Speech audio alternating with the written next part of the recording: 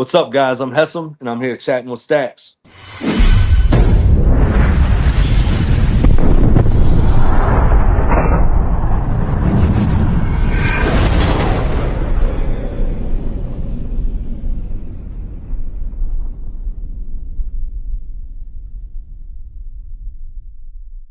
Welcome to this episode of Chatting with Stacks. I'm your host, Bill Stacks, and today I got Hessom. I'm going to stop doing this shit. Like, what was your mindset?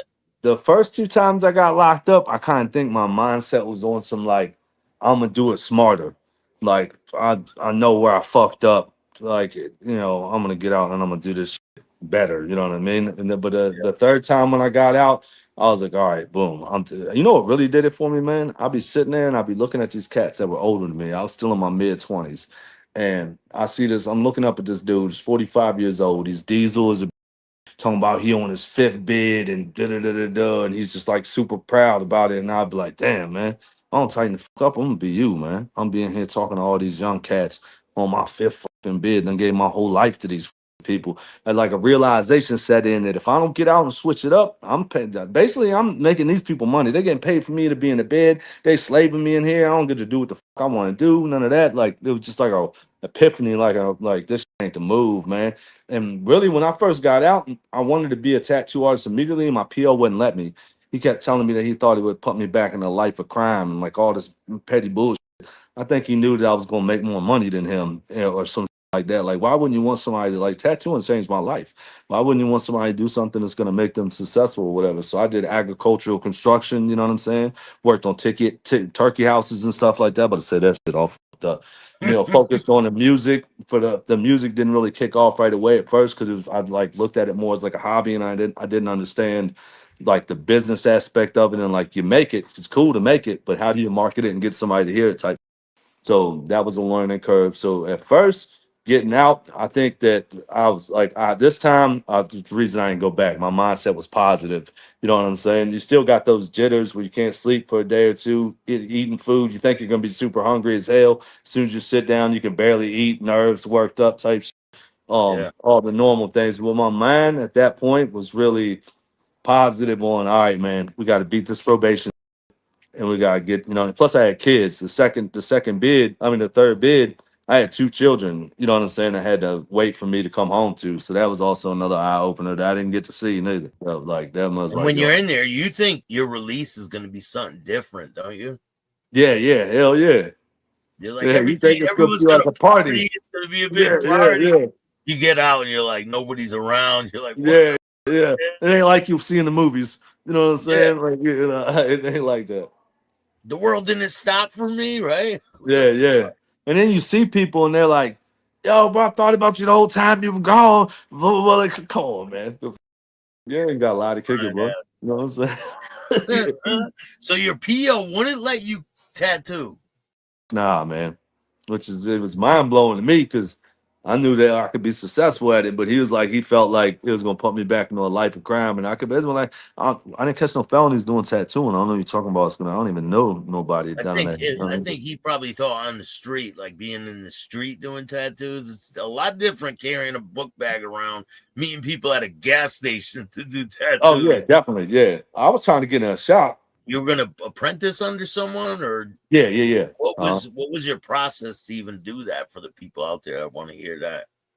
The apprenticeship, yeah, you just got to find somebody. Like I got a sponsorship license now. I could actually license you to become a tattoo artist. Now that's what I do. I teach people to tattoo on the daily, and I tattoo. But I had to go find somebody who has a sponsorship license like I do, and then work for them for a couple years, and then move on to myself. Which I actually ended up being an apprentice for 4 years because the state of Virginia, after I got my apprenticeship license and once I passed the test, they denied me for the tattoo license because I'm a convicted felon. It doesn't tell you nowhere up front that they're fitting to do this to you. They take your money, take everything, all the way to the point that I went and took the test, got the pass on the test. I'm waiting for the actual license in the mail, get it, open it up, hype. I got my tattoo license, like we're here. You know what I'm saying? Pull out a refusal letter talking about they refused me because I'm a convicted felon. So I had to wait 2 years after that date to get a board meeting down in Richmond, Virginia, where I went down. There was 12 jurors. Only had one black dude. All of them were old people, and one young dude with tattoos. And I had to sit there and tell them why prison changed my life and why I'm not a knucklehead to get them to give me my license. You know what I'm saying? Yeah, she was So, wild, though. are you saying that anyone that's a felon will not get a license? Now in Virginia, you'll get it, but you're gonna have to go through a lot more. It's not gonna like so. If you come to me and you don't have no felonies, when I sign off on you, you go get your tattoo license. You're good. If you got a felony, once you get to that point and I sign off on you, they're gonna deny you, and then you're gonna have to. You the only thing that can stop you from getting a license is if you have a felony pertaining to tattooing, which means you call it a felony tattooing, did something crazy like that. But they have the right to deny you for the felony. Then you have to hit up the state police, get a criminal background check, have them send you that so you can send them your whole thing, like everything you ever been charged with, last time you got in trouble type. Then they give you the board meeting down there, and you go down there, and it's 12 judges, and you stand in front of them, and they all ask you questions, and then they give you the tattoo license. It's really fucked up, honestly, when you've already paid your debt back to society, not on probation no more, no nothing like that, for them to even be able to do somebody like that. But I guess since it's the state of Virginia, the board giving like it made me mad. Like I'm talking about next level mad when it happened. Now I understand it because there's some charges that people go to prison for that they shouldn't work with the public. There are some felonies that some people probably shouldn't be put in that position. You know what I'm saying? Yeah. But y'all should be able to look the person's paperwork up, see that they had the felony, and deny them. Not deny a man who's done nothing. Because you know what I'm saying? Call some that a Has some drug meat charge. The charges. month called me and asked me for the drugs. You know what I'm saying? Like that's Yeah. basically entrapment. You know what I mean? Like yeah, but I didn't put a gun to his head and tell him to buy it. Y'all motherfuckers set me up. You know what I'm saying? So I What, don't. is that how you got caught? They did a controlled buy. Yeah, my first time. Yep. Yeah, the controlled buy. I mean, they didn't catch me with no drugs, no drug money, no nothing like that. They actually couldn't find me for a long time because they didn't know where to find me at. When they finally did catch me, then they smacked me in the head. Damn, man. When you're in prison, we'll go back to the prison thing. Have you seen people with bad charges and what do they do to them there? Well, in Virginia, they got a special place they send them. They don't put them in there with us. In county jail, though, they will. So in county jail, they beating them up. They're making them spend up all their money and order what they want for them, making them pay rent to be there in the cell. In Virginia, they got a special prison that they send all the chomos and all that other shit to. They don't put them in population. They won't mix any of them in there. They don't do Nah, it by accident. yeah, and maybe every once in a while, I'm sure for sure. Or you have one that have a charge that ain't like full like pedo in there, like you know what I'm saying? Like they be beating up women up like that. Like they don't get no pass. They get put in there type. But normally, like the ones that are gonna get themselves killed don't even make it. They don't So, even make so it. they'll put people that women in a Yeah, regular prison. yeah. They want them to get fucked up. You know what I'm saying? But they won't put the chomos in there because they know we're gonna kill them. You got a Yeah. dude in there and his kid and got molested, but he can't get dude that molested his kid, but he'll get him. You know what I'm saying? Or they put him in the cell with you, and you're like, yo, that you can't live in here, bro. I'm sorry, but it ain't going So down like you've that. done a lot of tattoos in prison, right? Yeah, hell yeah. What are some of the wildest tattoos you've done in there or on the You street? know, on the street would be way wilder just because in prison it's pretty much like everybody's getting not the same, but they're all like on the tough guy, like only God can judge me type skull type shit. Like everybody's on the same mindset. Out here, I've encountered some crazy. I had one dude came and asked me to give him a rainbow tribal tramp stamp, right, on a dude. And I was like, "Are you serious?" And he's like, "Yeah." So I shot the price to the moon. You know, I'm thinking that he's not going to pay for it, and he's like, "Yeah, all right, I'll do it." I was like, "Right." So turn around, dude got more hair on his back than I got on my head. I had to shave the patch of hair on his back, so he's got like this big ass empty patch, no hair now, with the whole woolly mammoth back flicking thing going up with this tribal rainbow tramp stamp, and he was, he was on one for sure. It's interesting for sure. Yeah, yeah, bro. Yeah. What about face tattoos? I never seen a face tattoo until I went to prison. I was like, what the all these people had crazy face tattoos. Yeah, it's crazy. Have you done a lot? Yeah, I've done quite a few. I actually got an interesting story about one. A guy came to me and he already had his whole face tatted. Half of it was a skull, like had made to look like a skull, and then the other half was like, if I remember correctly, it was like stars and like bright, like green stuff, like trying to be like poppy looking star type stuff on one side. And he was like, can you fix it up? Can you make it look any better than it does? And everything inside him is like, say no. Say no to this dude's whole face, right? And then the other side of me is like, it's already on him. He can't fucking erase it off. I can make it look better. At least I'd probably be doing him a favor type. So I'm sitting there mentally arguing with myself. I don't even think I did it the day he came in. I think I made him come back.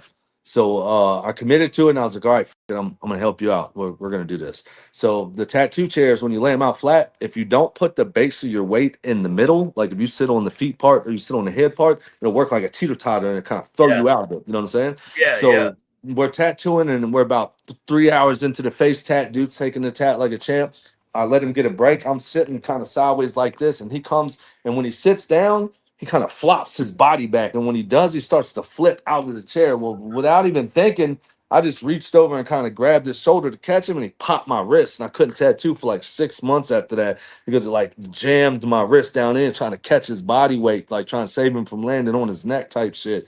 And I was like, I got like, damn, God fucking just punished me because I was fucking wasn't supposed to do that to his face after like I don't know, it's like one of the spiritual things. I thought like he was gonna show me like I'll take your whole ability to tattoo from you, bro. like Your damn, hands are like your yeah, I needed God it. too. Yeah, and I'm hard headed, so I never went and got it fixed. So my wrist is still a little damaged.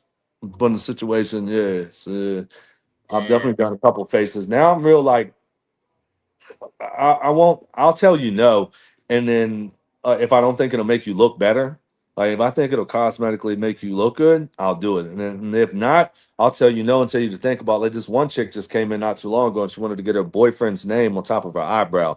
I personally think that the words right here are not attractive because you got one capital letter and it runs into small, and it just really a lot of the times, unless done huge, doesn't like look right and it'll put in your face. So I was like, "You really want to do that?" And she was like, "Yeah." I was like, "Why you want to do it?" And she's like, "He just got mine." I was like, "Oh, really? Well, who did it?" And she was like, "Oh, he's locked up."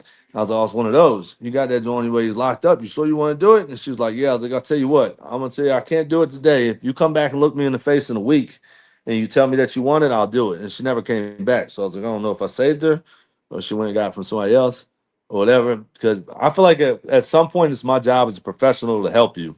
You know, and Job like, yo, that's not gonna security, look man. that good. Job security. Yeah, You you know got what to I'm cover saying? it up, Yeah. right? When they break Yeah, up. 100%. Yeah, well, not only that, I don't want your friend to be like, damn, who did that to you? And then you tell them I did it.